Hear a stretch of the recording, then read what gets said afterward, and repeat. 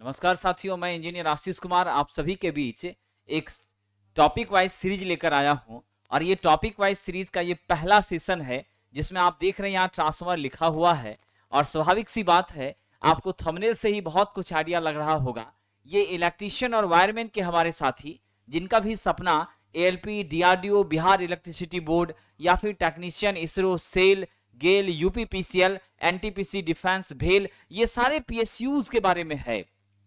क्योंकि ये माइंड में रहता है कि आईटीआई करने का मतलब सिर्फ एएलपी ही नहीं। एएलपी तो सबसे बड़ी वैकेंसी होती ही है और वो आने भी वाली है, क्योंकि ये चुनाव का टाइम है तो वैकेंसी आएगी ही आएगी। अब जो दूसरी बात है कि ये सारे एग्जामिनेशन, अभी आपका डीआरडीओ आया हुआ है, फॉर्म आप तो 23 तक भरेंगे। उसके बाद आपके बिहार इलेक्ट्रिसिटी बोर्ड की पूरी संभावना है। तो एक आज की क्लास को, इस डिस्कशन को शुरू करने से पहले हम ये बता दें कि बिहार इलेक्ट्रिसिटी बोर्ड की वैकेंसी का रोस्टर बन चुका है। अब है कि ये सरकार की मंशा पर निर्भर करती है। पोस्ट भी खाली है, इसमें भी कोई संदेह नहीं है। अब सरकार कब इसके रिगार्डिंग स्टेप उठाती है ये देखना है। हालांकि हम सभी लोग आपके साथ हैं और हम सब ये चाहते हैं कि जल्दी ये वैकेंसी आए, आप सभी के लिए, सभी छात्रों के लिए भी, और निश्चित रूप से हमारे लिए भी ये बेहतर होगा कि आपकी वैकेंसी जल्दी आ जाए। और गवर्नमेंट इस बारे में मुझे लगता है कि जल्दी सोचेगी और निश्चित वैकेंसी आएगी, आनी तो जरूर है। आप अपनी पढ़ाई में जरा भी कोताही ना बरतें, आप कंटिन्यूअस अपनी पढ़ाई को करते रहें ताकि वैकेंसी जब भी आए एक सीट पक्का हो आपका और वो बिल्कुल कहीं भी ना जाए। तो इस सीरीज में हम रेगुलर आपके बीच 5-5 क्वेश्चन देंगे। और ट्रांसफार्मर बहुत इंपॉर्टेंट टॉपिक है। आपके असिस्टेंट लोको पायलट में 6-7 प्रश्न ट्रांसफार्मर से पूछे जाते हैं। आपको बिहार इलेक्ट्रिसिटी बोर्ड में, बीएसपीएससीएल में 3 क्वेश्चन, 4 क्वेश्चन ट्रांसफार्मर से होता है। तो अल्टीमेटली डीआरडीओ में भी 3 क्वेश्चन, 2 क्वेश्चन, 4 क्वेश्चन तक ट्रांसफार्मर से होता है, कभी कभी 5 भी आ जाएगा। तो इसलिए ट्रांसफार्मर बहुत इंपॉर्टेंट है।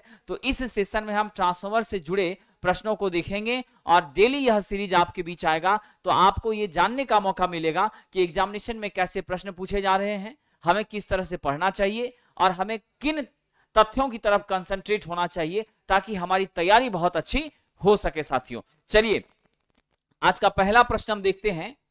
पहला प्रश्न है, what parameter does not change from input to output of a transformer. मतलब साफ है साथियों, ऐसी कौन सी पैरामीटर है जो आपके ट्रांसफार्मर में इनपुट से आउटपुट की तरफ बिल्कुल भी बदलती नहीं है, उस पर चर्चा करना है। खास करके कहां पर? पावर ट्रांसफार्मर में। कहां पर साथियों? आपके पावर ट्रांसफार्मर में कौन सी ऐसी पैरामीटर है जो नहीं बदलती है। आइए, ये शब्द आ गया पावर ट्रांसफार्मर, तो हम जरा इसको समझ लेते हैं। ये जो तस्वीर आपको दिख रही है बहुत बड़ी, ये डेफिनेटली कौन सी ट्रांसफार्मर है? ये आपकी पावर ट्रांसफार्मर है। और साथियों मैं आपको बता दूं कि पावर ट्रांसफार्मर की रेटिंग प्रायः हम लोग एमवीए में लेते हैं। इसका साइज भी बड़ा होता है। यह ट्रांसफार्मर हमेशा क्या होता है? यह ट्रांसफार्मर हमेशा आपका ऑन होता है, लोड से ही जुड़ा होता है। लोड मतलब आपका कंज्यूमर नहीं समझिए, ये सप्लाई टर्मिनल से, सप्लाई सेक्शन से जुड़ा होता है। और जनरली ये पावर ट्रांसफार्मर हम लोग स्टेप डाउन के लिए भी यूज करते हैं, लेकिन इसका विशेष प्रयोग कहां होता है? स्टेप अप के लिए होता है, आपके जनरेटिंग स्टेशन पर। साथियों एक महत्वपूर्ण बात को याद रखिएगा कि इसमें लोड वेरी नहीं करता, हमेशा कांस्टेंट लोड इसको मिलता रहता है। इसलिए 75% जब लोड होती है ना इस पर, तब इसकी इफिशियंसी मैक्सिमम होती है। ठीक है, तो हम और भी बातें इस पे चर्चा करेंगे। अल्टीमेटली आपके फिगर से ही महसूस हो रहा होगा कि इसकी साइज कितनी बड़ी होती है, कॉस्ट भी इसकी करोड़ों में होती है। साथियों हमारा पहला प्रश्न है और ये कह रहा है कि क्या ऐसी चीज है जो बढ़ती नहीं है। साथियों इनपुट में अगर आपने वोल्टेज कम दिया तो आउटपुट में वो वोल्टेज आपकी अधिक होती है, यानी V1 आपकी कम है, V2 अधिक है। इसको हम स्टेप अप कहते हैं। क्या कहते हैं? Step up. लेकिन अगर आपकी V1 अधिक है और आउटपुट में आपकी V2 क्या हो गई? कम हो गई, इसे क्या कहते हैं? स्टेप डाउन कहते हैं। यहीं पर एक बात समझिए, जब वोल्टेज स्टेप अप होता है यानी बढ़ता है, तो स्वाभाविक रूप से सेकेंडरी की करंट कम हो जाती है, यानी करंट घट रही है। और यहां पर जब वोल्टेज आपका डाउन होता है, कम होता है, तो स्वाभाविक सी बात है कि आपकी करंट बढ़ जाती है। तो आपने क्या देखा? वोल्टेज घट रही है, वोल्टेज बढ़ रही है, करंट घट रही है, करंट बढ़ रही है, यानी वोल्टेज और करंट का घटना बढ़ना तो यहाँ पर हो रहा है। ठीक है, यानी वोल्टेज भी घट बढ़ रही है, करंट भी घट बढ़ रही है। तो इसका मतलब है कि ये दोनों चीजों तो यहाँ श्योर नहीं होगी। ठीक, अब अस्थिर क्या रहती है? तो साथियों अस्थिर रहती है आपकी आवृत्ति। आइए जरा देखते हैं कि आवृत्ति क्या होती है और कैसे स्थिर रहती है। तो आप यकीन मानिए हमारा ट्रांसफार्मर कैसा डिवाइस है, एक स्टैटिक डिवाइस है। कैसा डिवाइस है साथियों? स्टैटिक डिवाइस है। स्टैटिक डिवाइस कहने का मतलब है कि इसमें कोई भी घूमने वाले पार्ट नहीं होते, रोटेटिंग पार्ट नहीं होते, और कुछ भी ऐसा नहीं होता जिसमें घूमता है। तो जो घूमने वाले पार्ट के नहीं होने के कारण इसमें घर्षण हानि क्या होती है? बहुत कम होती है। क्या होती है? ना के बराबर होती है। और जब लॉसेस कम होंगे तो इफिशिएंसी अधिक होगी। यही मूल रीजन है कि 97 से लेके 99% तक इफिशिएंसी हम प्राप्त यहाँ पर कर लेते हैं। तो ट्रांसफार्मर की परिभाषा ही होती है the static device which transfer electrical energy from one circuit to another circuit without changing its frequency। यानी फ्रीक्वेंसी को इनपुट से आउटपुट तक ले जाने में कोई भी परिवर्तन उसमें नहीं करता है, वैसे यंत्र को ट्रांसफार्मर कहते हैं। यानी स्पष्ट हो गया कि it always consist constant magnitude of frequency. इसमें फ्रीक्वेंसी सदैव क्या होती है? कांस्टेंट होती है। तो which one is the correct answer? Option number C आपका सही उत्तर है साथियों। तो जीवन भर याद रखिएगा, जो वोल्टेज इनपुट वोल्टेज की फ्रीक्वेंसी होगी वही आपके आउटपुट की फ्रीक्वेंसी होगी। यानी प्राइमरी तरफ की फ्रीक्वेंसी सेकेंडरी फ्रीक्वेंसी के हमेशा समान होती है। जीवन भर याद रखिएगा। ये प्रश्न आपका डीआरडीओ में पूछा गया था साथियों, जो कि लेटेस्ट अभी फॉर्म आप भर रहे होंगे, 23 तक लास्ट डेट है, वहां पूछा गया था। चलिए दूसरा प्रश्न आपके सामने है, बड़ा मजेदार प्रश्न है साहब। यह प्रश्न आपका असिस्टेंट लोको पायलट में एएलपी में पूछा गया था। ठीक है, मैं हर एक एग्जामिनेशन में पूछे गए अच्छे क्वेश्चंस का कलेक्शन आपके बीच लाऊंगा, न्यूमेरिकल्स भी आपके बीच रखूंगा, जिससे आपको ये एहसास हो कि हमें किस तरह के प्रश्न को बनाना है और कैसे हमें अपनी तैयारी करनी है, कैसे अपनी पढ़ाई को आगे कंटिन्यू करना है, जिससे हमारा सिलेक्शन पक्का हो जाए। ठीक है, आइए जरा देखते हैं। प्रश्न है which one of the following is not a part of transformer. ठीक है, हम जो भी प्रश्न आपके बीच रखेंगे सारे प्रश्न बाइलिंगुअल होंगे, ताकि हमारे इंग्लिश हिंदी के छात्रों को दिक्कत ना हो। और हाँ, एक बात बता दूं कि इलेक्ट्रीशियन ट्रेड के लिए, एएलपी के लिए, टेक्नीशियन के लिए डिप्लोमा के छात्र जो इलेक्ट्रिकल इंजीनियरिंग से जिन्होंने डिप्लोमा किया है या जिन्होंने बीटेक इलेक्ट्रिकल इंजीनियरिंग से किया है, वो भी योग्य होते हैं। और असिस्टेंट लोको पायलट के लिए अनरिजर्व कैटेगरी के छात्रों के लिए, बहुत छात्र कमेंट करते हैं, अनरिजर्व कैटेगरी के छात्रों के लिए एज होती है 30, ओबीसी के लिए एज होती है साथियों 33, और आपके जनरल उसके बाद हमारे एससी एसटी के मित्रों के लिए जो आपकी एज होती है, एससी एसटी के मित्रों के लिए वो 32 + 2 यानी 35 तक होती है। तो मेरे बहुत साथी ये पूछ रहे थे, मैं देख रहा था यूट्यूब पर वीडियो के कमेंट में, हालांकि वीडियो हमने इसका बनाया है तो आप इस पर देख लीजिए कि अनरिजर्व के लिए 30, ओबीसी के लिए 33, एससी एसटी के लिए 35, और एएलपी में याद रखिएगा और टेक्नीशियन में आपका आईटीआई तो योग्य है ही, डिप्लोमा इलेक्ट्रिकल वाले भी भर सकते हैं।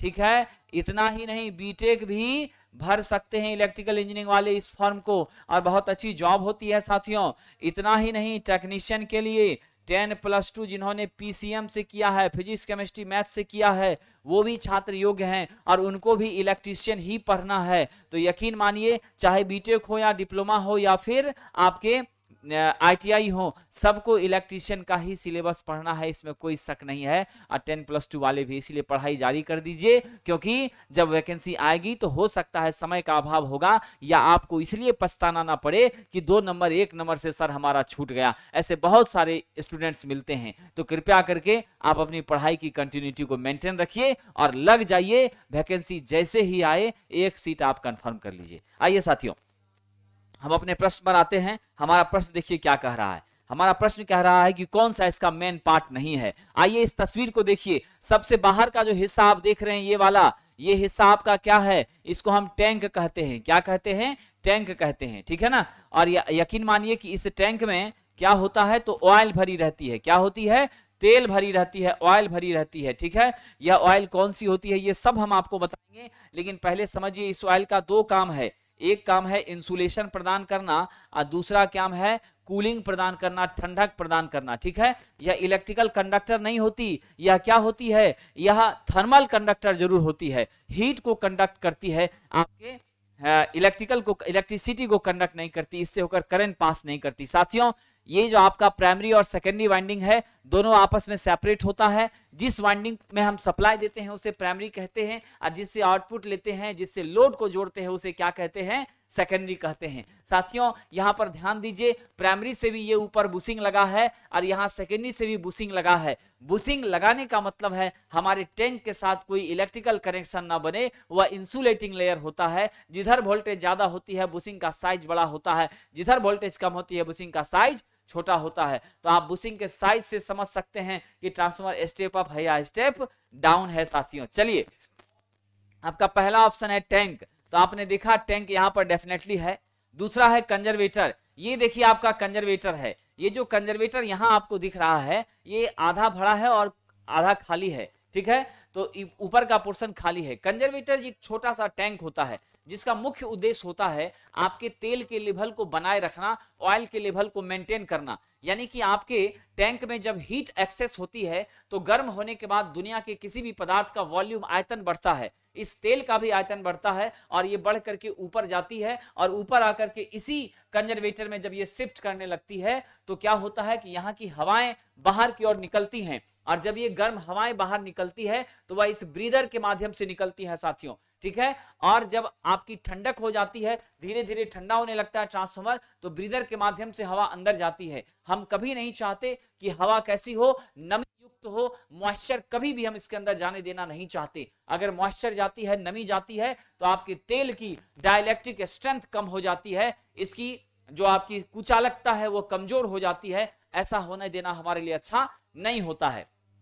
तो आपने देखा कि हमारी जो ब्रीदर है वह डेफिनेटली क्या कर रही है, हवा को बाहर निकाल रही है और अंदर हवा को ले रही है, यानी सांस ले रही है, सांस छोड़ रही है, इसीलिए इसको श्वसक कहा जाता है, इंग्लिश में ब्रीदर कहा जाता है, ठीक है साथियों। तो आपका तीसरा है रेडिएटर। तो कंजर्वेटर आपने देखा ऑयल के लेवल को मेंटेन करता है। रेडिएटर के बारे में देखिए, ये वाला पोर्शन, ये जो आपका छोटा पाइप जैसा दिख रहा है वो रेडिएटर है। रेडिएटर का काम क्या होता है, ये आपकी तेल को ठंडा करने का काम करता है। जब तेल गर्म हो जाती है ना, तो इस वाले पतले पतले सेक्शन से, इस वाले ट्यूब के माध्यम से आपकी ऊपर से नीचे आती है, और ऊपर से नीचे जब आती है तो बाहर की जो एटमॉस्फेयर है वो हवाओं को वो टच करती है। आपका ये पतला सा लेयर, इससे तेल ऊपर से नीचे आ रही है, और ये हवा के क्या है, टच में है। खास करके सबसे छोटा एग्जांपल, जब आप बचपन में खिचड़ी खाते थे तो क्या करते थे, क्या कभी कटोरे में खिचड़ी खाया था? बिल्कुल भी नहीं। आपने खिचड़ी को क्या किया, आप बड़े से प्लेट में आपने फैला दिया। स्वाभाविक सी बात है, फैलाने से क्या होती है, उसका आयतन बढ़ा। आयतन जब बढ़ा तो हवाएं ज्यादा उसके संपर्क में आई, 5 मिनट 7 मिनट के बाद वह धीरे धीरे ठंडा होना शुरू कर देती है, और जब ठंडा हुआ तो कॉर्नर कॉर्नर से खाते थे। ठीक वैसा ही यहाँ रेडिएटर का काम है साथियों, क्या करना, आपके ऑयल को ठंडा करना, जिससे कि आपकी लॉसेस एकदम से कम हो जाए, किसी भी तरह का इंटरनल फॉल्ट ना आए। तो आपने देखा साहब, हमारा टैंक इसका पार्ट है, हमारा कंजर्वेटर इसका पार्ट है, हमारा रेडिएटर इसका पार्ट है, लेकिन एक्साइटर दोस्तों इसका पार्ट नहीं है। तो आपका सही उत्तर क्या हो जाएगा, एक्साइटर। आखिर ये एक्साइटर है क्या? एक्साइटर का प्रयोग करते हैं हम लोग सिंक्रोनस मशीन में, अल्टरनेटर में करते हैं, आपके सिंक्रोनस मोटर में करते हैं। वहां पर इसकी फील्ड वाइंडिंग को, आपके सिंक्रोनस मोटर की फील्ड वाइंडिंग को अलग से डीसी सप्लाई देनी पड़ती है, और वह जो डीसी सप्लाई देते हैं ना, वो देते हैं डीसी शंट जनरेटर के माध्यम से, ठीक है। तो इस कारण से उसे एक्साइटर कहा जाता है।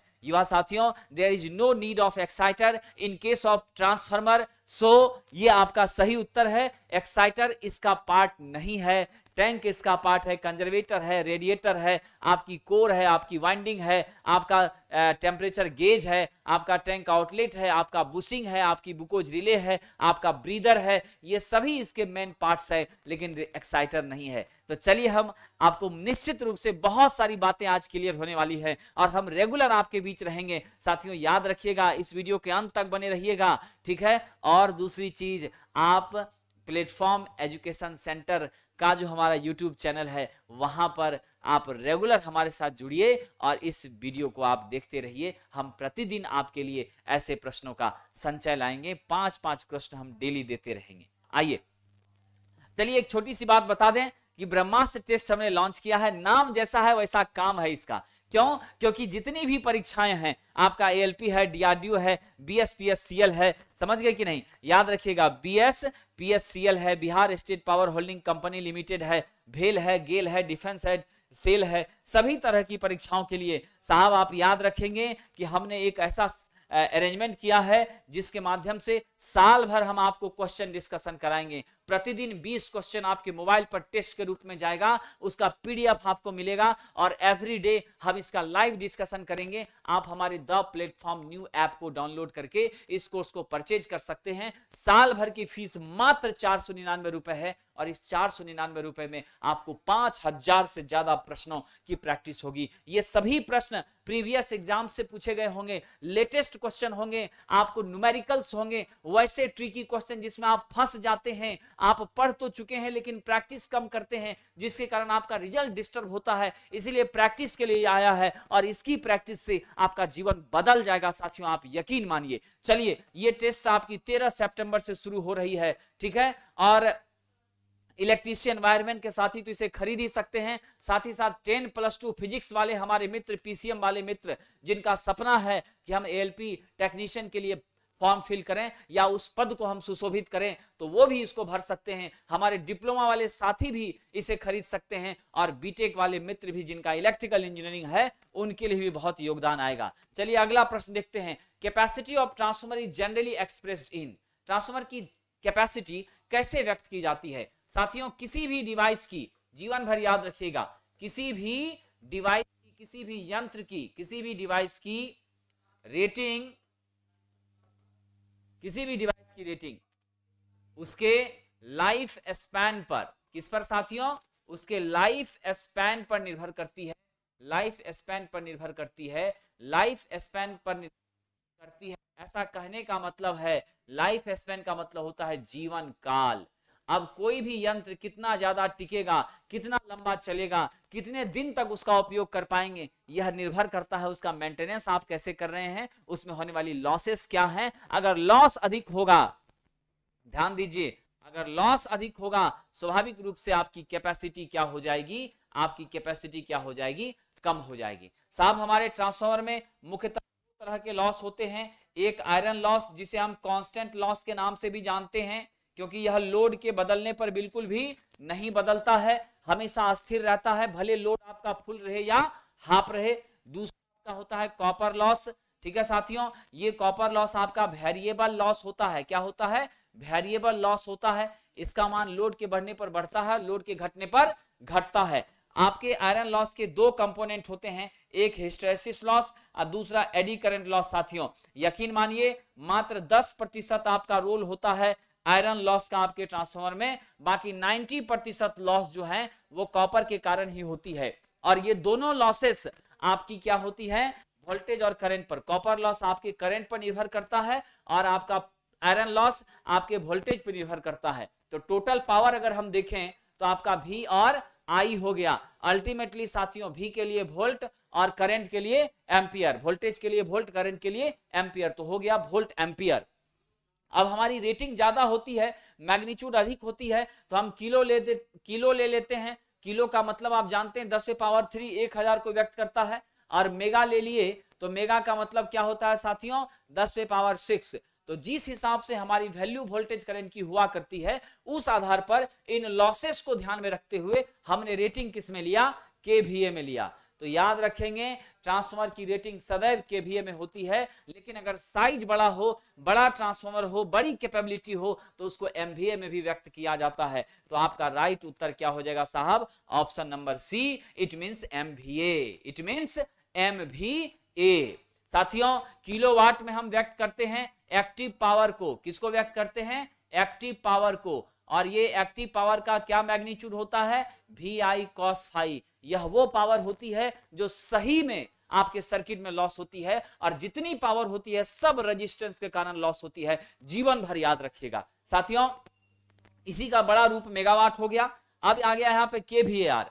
केवीएआर का पूरा नाम होता है किलो वोल्ट एम्पियर रिएक्टिव। क्या होता है? Kilo volt ampere reactive. साथियों इसका मैग्नीट्यूड होता है Q बराबर VI sin phi। क्या होता है? Q बराबर VI sin phi होता है। और इसका यूनिट है किलो वोल्ट एम्पियर रिएक्टिव। ये वो पावर होती है जो सच में आपके इलेक्ट्रिकल सर्किट के रिएक्टेंस में खपत होती है, यानी इंडक्टर और कैपेसिटर में जो रेजिस्टेंस होता है ना, उसमें खपत होती है। ये पावर आपके काम की नहीं होती है, समझ गए? तो मुझे पूरा विश्वास है ये सारे एक्सप्लेनेशन आपके लिए महत्वपूर्ण होंगे, और आप हमारे साथ यदि बने रहते हैं तो आपको कॉन्फिडेंस आएगा, आपको एहसास होगा कि निश्चित रूप से हमारी तैयारी का क्या स्तर है और हमें कैसे पढ़ना चाहिए। मैं आपके बीच यही बताने आया हूं कि आपको पढ़ना क्या है और किस तरीके से पढ़ना है और किन क्वेश्चंस पे आपको ज्यादा ध्यान देना है। हम बहुत सारे प्रश्न लेकर आएंगे जो बिहार पावर ग्रिड के हों,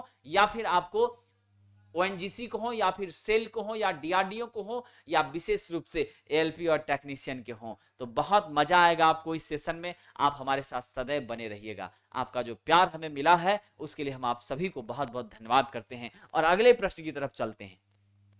आइए साथियों, हमारा चौथा प्रश्न है, in a transformer the copper loss at half load as compare to copper loss at full load will be.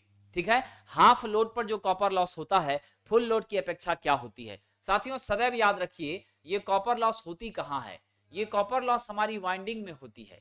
ठीक है, आपकी वाइंडिंग दो तरह की, आपकी प्राइमरी वाइंडिंग जो किससे जुड़ी होती है? आपके सप्लाई से इनपुट के रूप में होती है, जिसमें हम इनपुट देते हैं, वो प्राइमरी है। और दूसरी आपकी क्या है? Secondary winding. दूसरी क्या है साथियों? Secondary winding. सेकेंडरी का मतलब जिससे आउटपुट जुड़ा होता है, लोड जुड़ा होता है। तो प्राइमरी में जो कॉपर लॉस होती है ना, ये आपकी होती है I1 स्क्वायर R1, और आपकी सेकेंडरी में क्या होती है?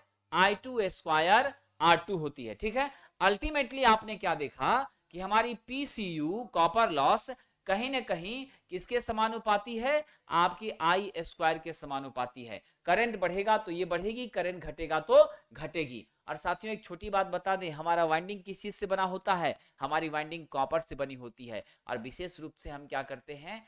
High grade enamelled copper. क्या होती है? हाई ग्रेड इनामेल्ड कॉपर से बनी होती है, यानी लैमिनेशन हर जगह यूज करते हैं। सदैव याद रखना है कि लैमिनेशन के बिना तो कोई काम करना नहीं है। लैमिनेशन रहेगी तभी तो एडी करंट लॉस कम होगी, और एडी करंट लॉस जब कम होगी तो हमारा लॉस अल्टीमेटली आपका आयरन लॉस कम होगा। आयरन लॉस कम होगा तो आपका एफिशिएंसी बढ़ने में मदद मिलेगी। साथियों इन सारी बातों को हम ध्यान में रख करके ही डिजाइन करते हैं। यही सब कारण है, इतनी चतुराई से हम इसका निर्माण करते हैं, जिसके वजह से इसकी एफिशिएंसी 97 से लेकर कितनी 99% तक हो जाती है। साथियों चलिए, तो आपने क्या देखा? कॉपर लॉस आपकी प्रोपोर्शनल है किसके? I स्क्वायर के। अब यहां पे कह रहा है, अगर आपका फुल लोड कॉपर लॉस हो, PCU FL है, और फुल लोड कॉपर लॉस का मान दिया हुआ है, अगर लोड को हमने आधा कर दिया, तो आइए जरा हम देखते हैं हाफ लोड पर, एट हाफ लोड पर आपकी कॉपर लॉस क्या होगी? तो साथियों हम यहां से कैलकुलेट करते हैं, हाफ लोड पर copper loss PCU half load, ये हो जाएगा 1/2 का whole square into PCU full load, copper loss full load. तो 1/2 का स्क्वायर मतलब कितना? 1/4 into PCU FL।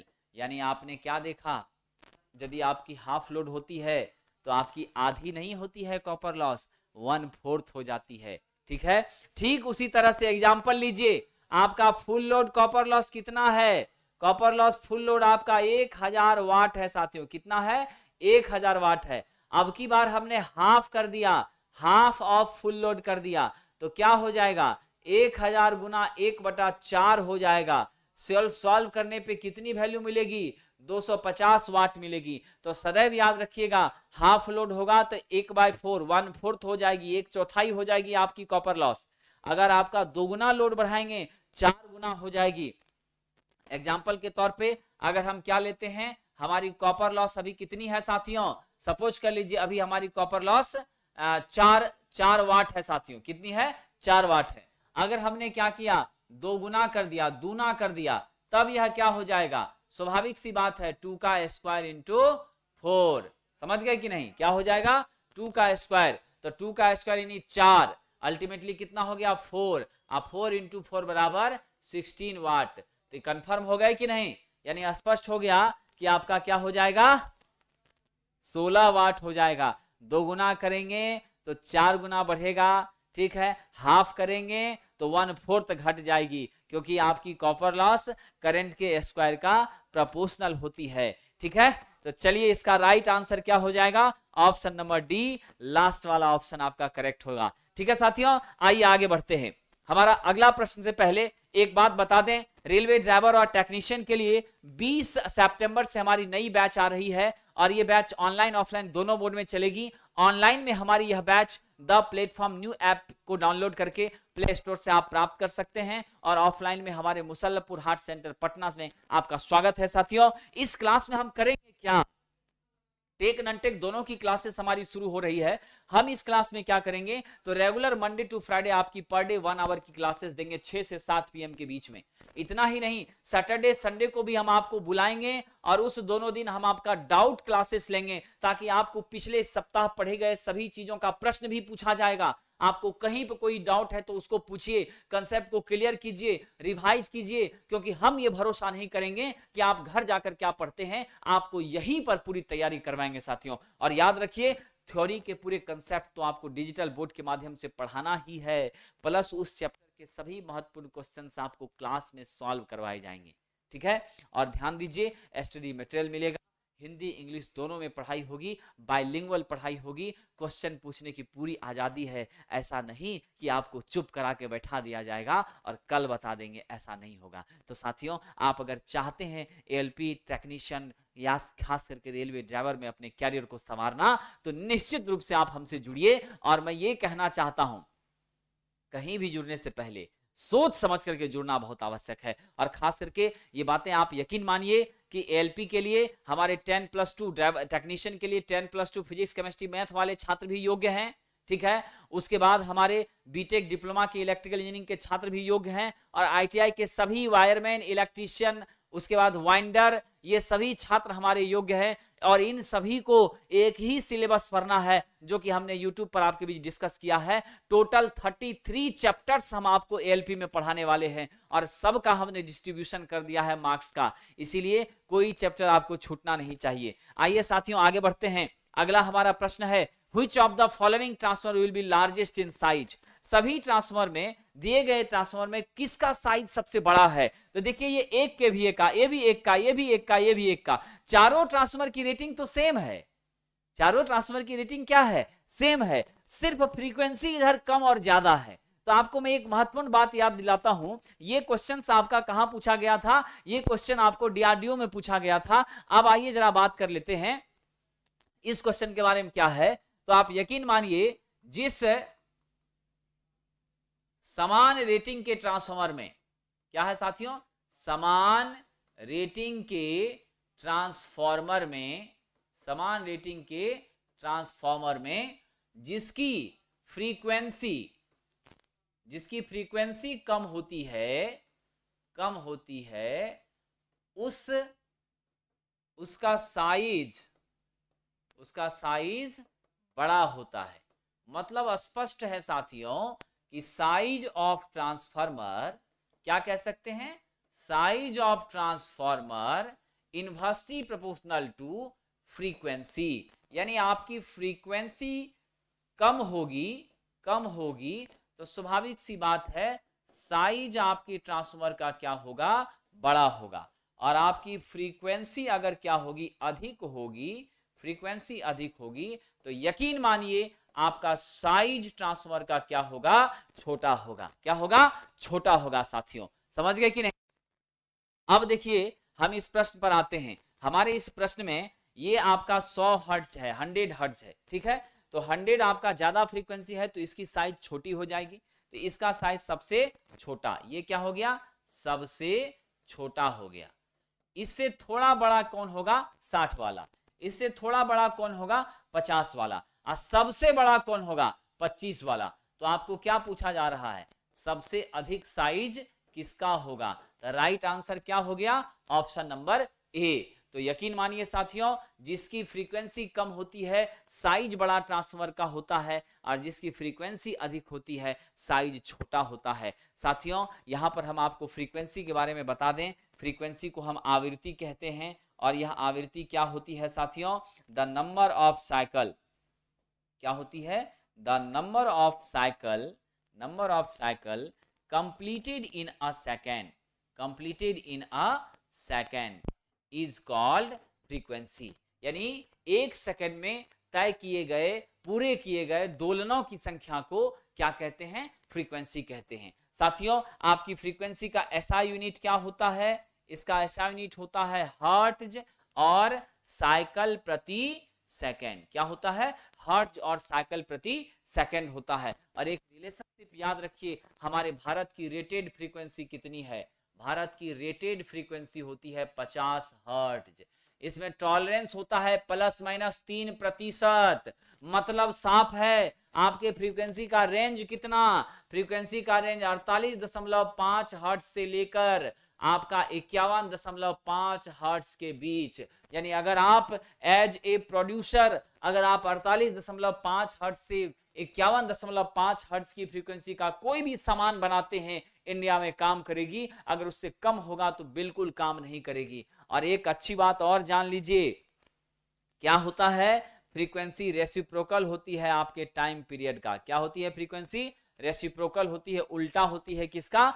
Time period का, समय अंतराल का। और समय अंतराल का यूनिट क्या होता है? सेकंड होता है। तो अल्टीमेटली इस पूरे प्रश्न के दौरान आपने बहुत सारी बेसिक जानकारी को समझा और निश्चित रूप से आपको बोर्ड पर लिखे गए सभी चीजें दिखाई दे रही होंगी। और आपको एक सूचना दे दें, अभी सीटीआई के एग्जामिनेशन में हमारे बहुत सारे छात्रों ने 85 प्लस स्कोर किए थे आउट ऑफ 100। आपको ट्रेड प्लस आपका नॉन टेक मिला करके बहुत सारे छात्रों ने अच्छा परफॉर्म किया। मुझे विश्वास है कि आने वाले समय में आपका डीआरडीओ में भी सिलेक्शन हो। हम डीआरडीओ के लिए भी फुल लेंथ टेस्ट सीरीज आपकी डिमांड पर जल्द ही लेकर आएंगे साथियों। लेकिन उससे पहले हम रेगुलर आपके साथ बने रहेंगे 5-5 क्वेश्चन के साथ।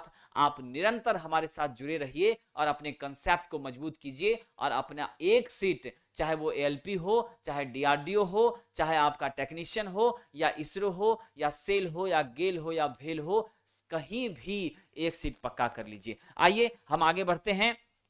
आगे बढ़ने से पहले आपको बता दें, 6 से 8 महीने का ये कोर्स आपके बीच 0 लेवल से आ रहा है, जहां बिल्कुल बेसिक से आपको पढ़ाएंगे। और 6 से 8 महीना ये क्लासेस चलेगी, प्रतिदिन 1 घंटे की क्लास और सैटरडे संडे में 2-2 घंटे आपका डाउट और डिस्कशन। आपको परत दर परत कंसेप्ट को हम सुलझा देंगे, आपकी हर उलझन को आपको दूर कर देंगे। ये कोर्स आपकी सभी तरह की परीक्षाओं के लिए मान्य है, चाहे आप किसी भी परीक्षा का सपना लेकर चलते हैं। तो साथियों, हम यहाँ पर जानते ही हैं हमारे पढ़ाने का जो मेथड है उसमें मैंने एक्सप्लेनेशन दे दिया है, ज्यादा कुछ बोलना उचित नहीं है साथियों। तो ये 6 से 8 महीने का ये कोर्स होगा। ऑनलाइन में अनलिमिटेड वीडियो एक्सेस मिलेगा, साल भर की वैलिडिटी होगी। आप द प्लेटफॉर्म ऐप को डाउनलोड करके हमारे कोर्स को परचेज कर सकते हैं। ठीक है, चलिए तो आज इतना ही। हम फिर अगले आपसे मिलेंगे सेट 2 के साथ। तब तक के लिए बहुत बहुत शुभकामनाएं। धन्यवाद।